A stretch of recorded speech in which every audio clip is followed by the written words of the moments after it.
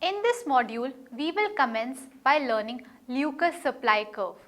The development of macroeconomic theory in 1970s was significantly influenced by the Luca's critique. This critique implies that we cannot use macroeconomic models for econometric modeling because their inbuilt assumptions do not serve to check the effects of alternative policies.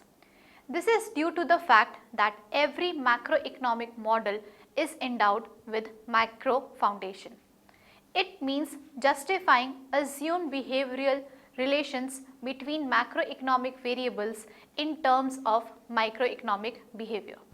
Lucas developed his imperfect information model as an alternative theory of the Phillips curve and the money-driven business cycle under the assumption of rational expectations. He showed that a positive relationship between output and inflation could arise because of imperfect information regarding the aggregate price level. Luca's supply curve has played a significant role in the formulation of macroeconomic models under rational expectations.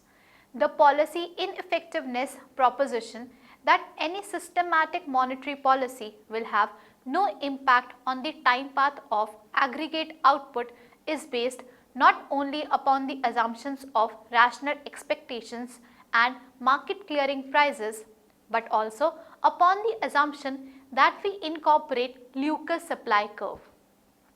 Let us now discuss in detail the robustness of theoretical propositions associated with rational expectations and issues relating to neutrality of money, the informational structure of the economy and the existence of nominal contracts. After studying this module, you shall be able to know the Phillips curve relation, understand the implications of rational expectations, identify the sources of business cycle and employment fluctuations, evaluate the Lucas supply curve, analyze the implications of rational expectations and Lucas supply curve in the policy ineffectiveness proposition.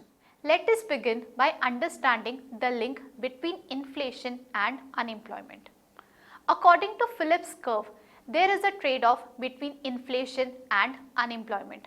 Higher inflation would be accompanied by low unemployment rate. When unemployment rate is low, it becomes difficult for firms to find workers. Whatever supply of labor is available, it comes at high wage, which in turn reflected in high prices. In such a tight labor market, a union strike would be devastating because firms would be unable to recruit additional labor and lose sales.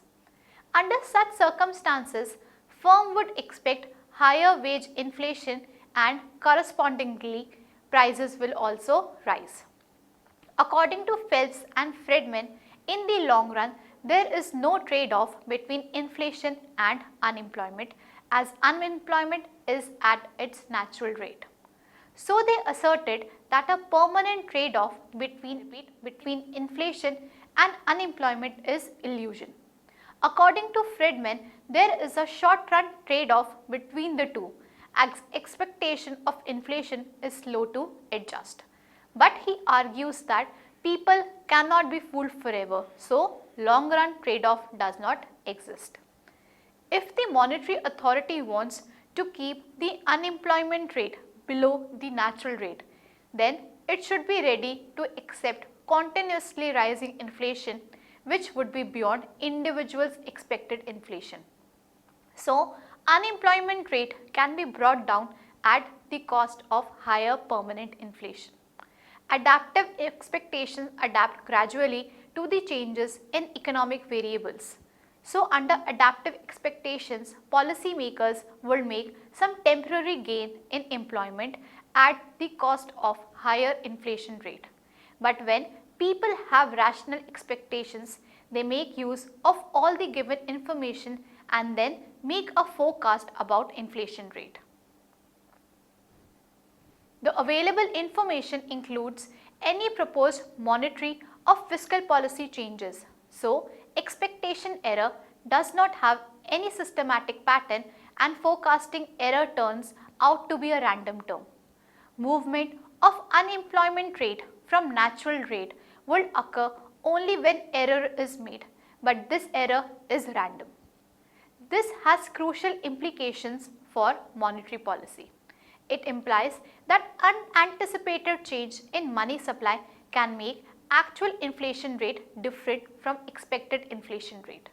This is because any unanticipated change in money supply will be taken into account by the people forming expectations. So, systematic and unanticipated monetary policy has no effect on output and unemployment. It is only unanticipated part which causes expectation error leading to change in output. Next, we will discuss sources of business cycle fluctuation. Business cycle and fluctuations in employment have been analyzed by Luca, assuming that the competitive agents are individual representative producers producing single good and who make decisions on the basis of less than perfect information. The selling price of this agent is identified with the real wage, that is, on the basis of selling price, the individual will decide how much labor to supply. Whenever there is an increase in selling price, the corresponding decision to supply more or less labor depends on whether an increase in selling price is temporary or permanent. Then labor supply will not change much. This is because for the primary worker, elasticity of labor with respect to real wage is very low. If the increase in selling price is temporary, then he makes the substitution between labor and leisure. This happens because leisure has become an expensive commodity now. So, small fluctuations in real wage will cause large fluctuations in employment. On the other hand, for permanent change in selling price, the employment will not change much. According to Luca, the workers are always on the labor supply curve where labor market always clears. He does not believe in involuntary unemployment. There are fiscal policy effects also on the labor supply, like changes in the tax rate which affect the after-tax income of the individual. But here also permanent change in tax rate will have small effect on labor supply. To decide whether change in price is temporary or permanent, the individual has to make expectation about it. This expectation would rely on past experience of the individuals. If in the past period most of the change in prices is permanent, then he would expect the price change to be permanent and labor supply will not change. If the price change is temporary in the past period, he would expect the current price change to be temporary. Also, the change in taste or invention of new products or technology might produce profit for some and losses for others. So, some individual will face an increase in price while others a decrease in price. Those who face increase in price will vary their labor supply depending upon how much the change is temporary. Another source of business cycle is uncertainty in the nominal prices. The individuals are interested in purchasing power of one unit of labor and not just the nominal payment. If aggregate price is uncertain, then individual has to decide whether the change in price is change in real price or not. If all the prices increase, then there might not be change in relative supply price, but if other prices do not change, then there will be change in his relative price. So, the individual has to rely on past experience for the price change. Here we assume that individual does not have too much information, so he cannot distinguish between overall price change and change in relative price. Lucas argues that gathering information involves time and money, as it is difficult to get information in short notice and sometimes the producer has to respond quickly and it is not worth waiting to get all the information. Aggregate and relative price changes cause economy-wide business fluctuations. Fluctuations in business can occur if there is unexpected increase in money supply. This will lead to unexpected increase in the price level. The individual producer, based on past experience, will attribute a part of price change to aggregate price change and a part to the relative price change. Temporary employment will increase in countries that have volatile aggregate price level. Producer will view most price movements as aggregate price changes. So, monetary shocks will not cause large fluctuation in GDP and employment. Whereas in countries with stable price level, unanticipated changes in prices are changes in relative price and accordingly treated as temporary change will change the employment and GDP. So, in countries with volatile inflation history, workers cannot be fooled easily and employment will not fluctuate, whereas in stable inflation economies, policy makers can cause booms easily by changing the unanticipated inflation. But this policy cannot continue for so long as it would cause inflation rate to be volatile. The movement in general price level is caused by movement in money. But Lucas argues that long-term movement in money and price is strong. But in short period, the link is not so strong.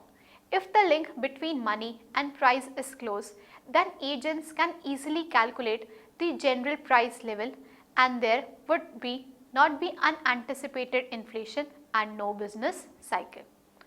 Another source of business cycle is change in interest rate. If interest of rate is high, agents will work more and put their extra proceeds in bank to enjoy higher consumption in future. Moving on to Lucas supply curve, the Lucas aggregate supply function, which is based on the Lucas imperfect information model, is a representation of aggregate supply based on the work of new classical economist Robert Lucas. The model states that economic output is a function of money or price surprise. The model accounts for the empirically based trade-off between output and prices represented by the Phillips curve, but the function breaks from the Phillips curve since only unanticipated price level changes lead to changes in output. The model considers the empirically observed short-run correlations between output and prices, but maintains the neutrality of money in the long run.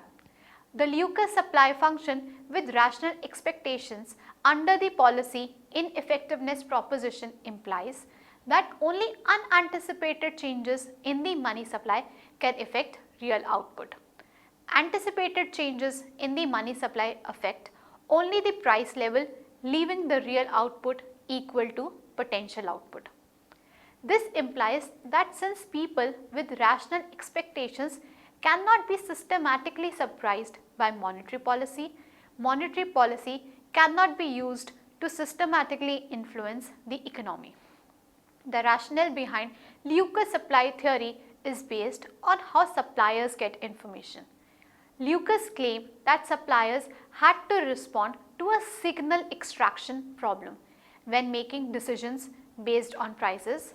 The firms had to decide what portion of price changes in their respective industries reflected inflation, that is nominal change in prices, and what portion reflected a change in real prices for inputs and outputs. Lucas hypothesized that suppliers know their own industries better than the general economy. Given this imbalance in information, a supplier could distinguish a general increase in prices due to inflation as an increase the relative price for its output, reflecting a better real price for its output and encouraging more production. The surprise leads to an increase in production and employment throughout the economy. The simple aggregate supply function can be represented simply as Y is a function of in bracket P minus PE. This means that output is a function of gap in actual and expected price level. The Lucas supply curve adds expectation to this model. Aggregate supply is the function of the potential output and the difference between actual prices PT and the expected price level based on prices in previous period times a coefficient based on an economy sensitivity to price changes beta. Yt is equal to Yp plus beta in bracket Pt minus T minus 1 P expected T. This Lucas supply curve model output as a function of the price or money surprise.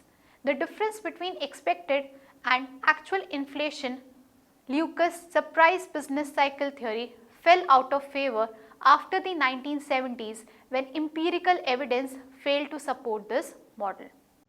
Now we will understand the policy ineffectiveness proposition with Lucas supply curve. Policy ineffectiveness proposition is related to the ineffectiveness of monetary policy.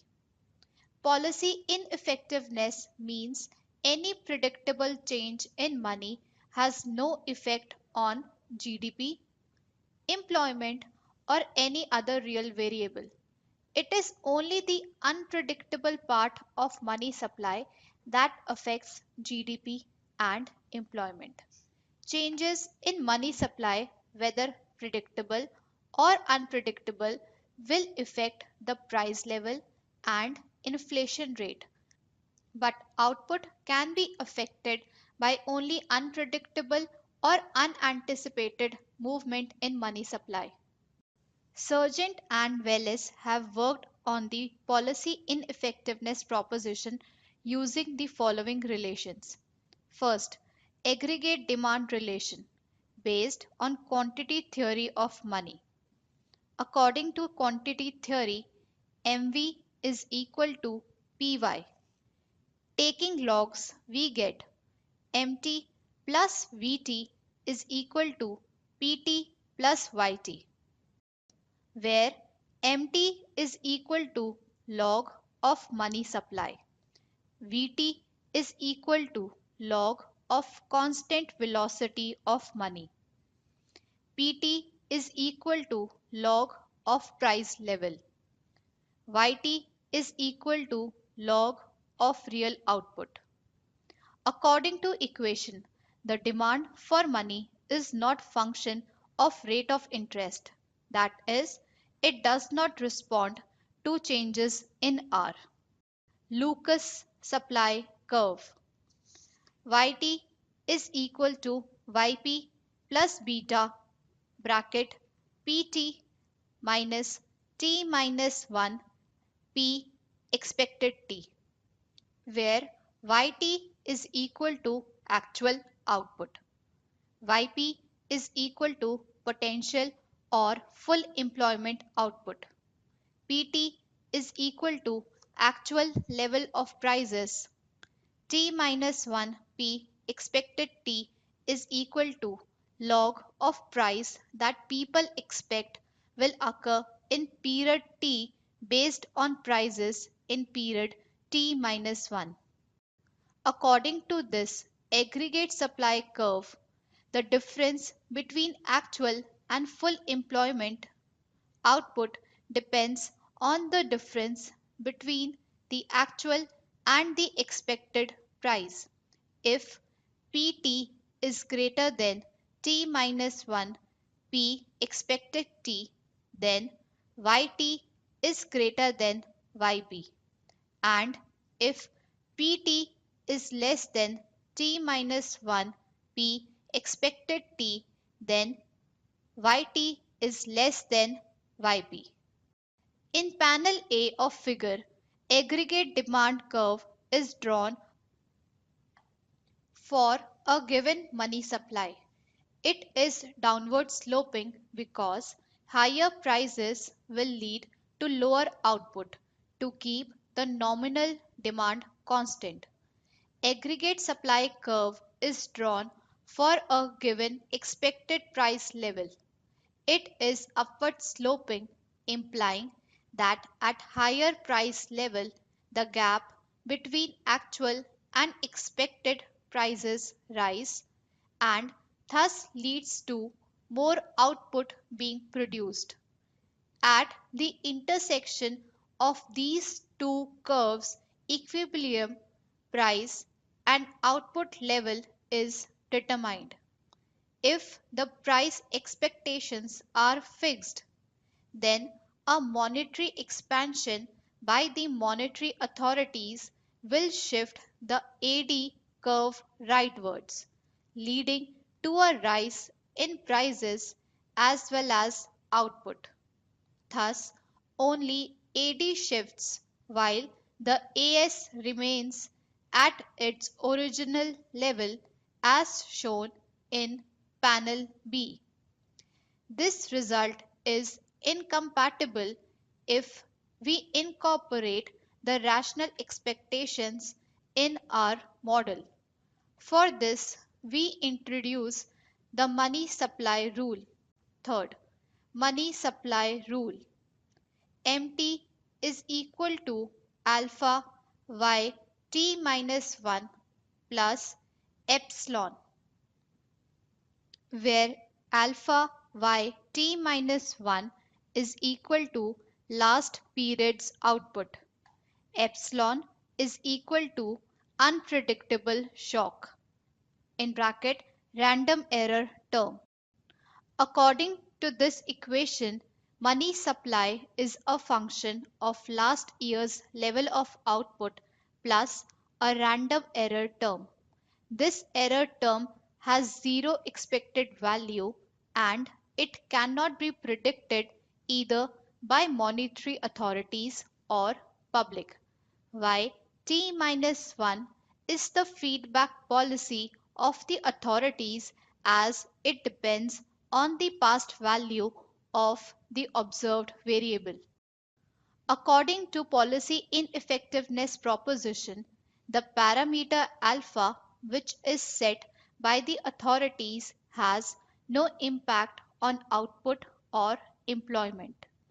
It is only the unpredictable part epsilon which would affect the output and employment in the economy.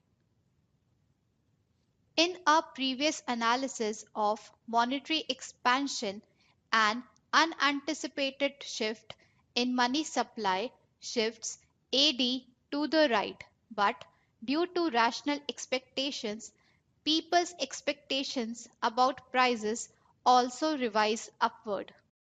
As a result, AS curve also shifts upwards so that the level of output remains at full employment and monetary expansion causes only price change as shown in figure. But this result is compatible only if there is no random shock in the economy. Under rational expectations, t minus 1 p expected t is equal to E in bracket pt by I t minus 1, where E in bracket pt by I t minus 1 is equal to 0. Thus, using the following relations, we derive the implications of policy ineffectiveness proposition. Aggregate demand MT plus VT is equal to PT plus YT. Luca supply curve YT is equal to YP plus beta in bracket PT minus T minus 1 P expected T bracket close. Money supply curve MT is equal to alpha y T minus 1 plus epsilon. Rational expectations T minus 1 P expected T is equal to E in bracket PT by I T minus 1 bracket close. Substituting Lucas supply curve equation in AD curve. MT plus VT minus PT is equal to YP plus beta in bracket PT minus T minus 1 P expected T. Taking mathematical expectation on both sides, alpha y t minus 1 plus Vt minus t minus 1 P expected T is equal to Yp. T minus 1 P expected T is equal to alpha y t minus 1 plus Vt minus Yp. The expected money is calculated by using the money supply rule that first, E in bracket epsilon t is equal to 0. Second, E in bracket pt I t minus 1 is equal to t minus 1 p expected t. Third, E in bracket p t minus 1 minus t minus 1 p expected t is equal to 0. That is, forecasting error is 0.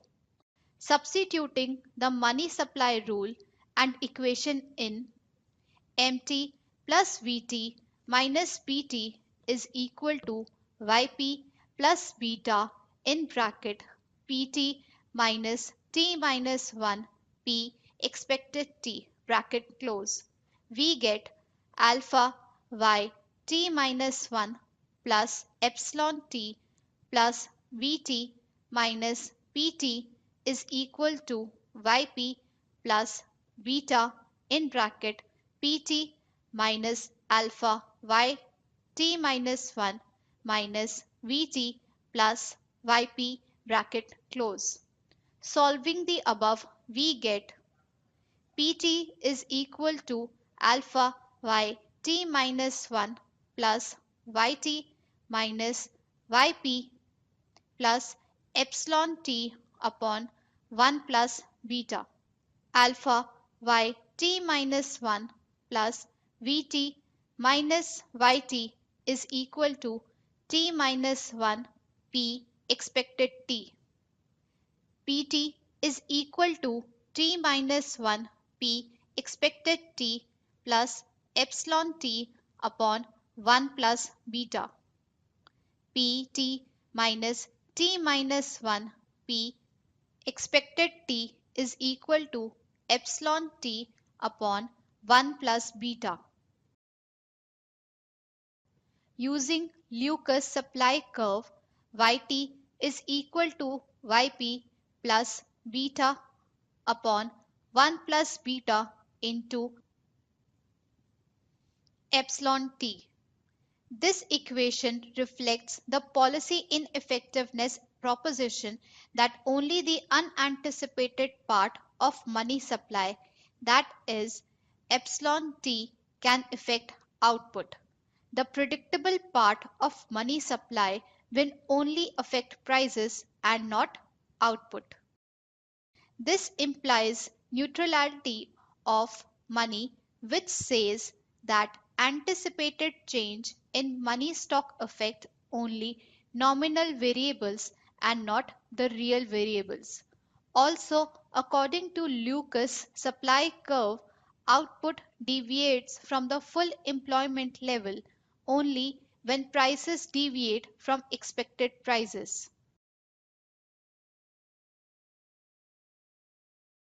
Now let us summarize what we have learned in this module. First, the trade between inflation and unemployment disappears in the long run when people are assumed to have rational expectations.